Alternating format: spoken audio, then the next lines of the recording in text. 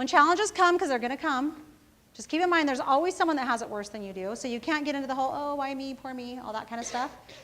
There's other people that have been through it before, and it's always a good opportunity when something bad happens to step back and rebuild better. Okay, so don't ever fall into the, oh, poor me, because you're going to have 50 reasons to say poor me every day. I still have 50 reasons a day to say poor me, right? Just don't do it. Just be grateful. And that's the biggest way to keep your attitude and spirits up, is just to be grateful. The key is just to keep moving forward and going towards your goals. You have to be a little bit patient, because perfection does take time. People, none of us are going to get quite there in this life, right?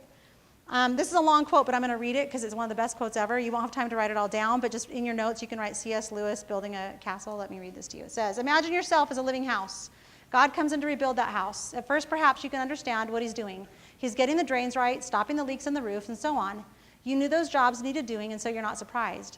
But presently, he starts knocking the house about in a way that hurts abdominally and doesn't seem to make any sense. What on earth is he up to?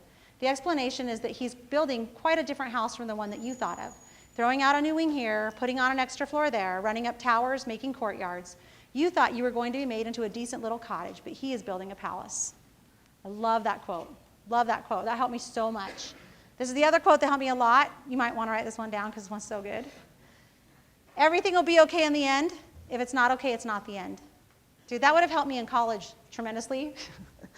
When you had a bad date, and you're like, at the end, no, it's not. There'll be another one. Trust me, there always is. It'll all be okay in the end. If it's not okay, it's just not the end. Okay, and that'll help you get through those really hard times. And never, ever underestimate the power of the goal poster.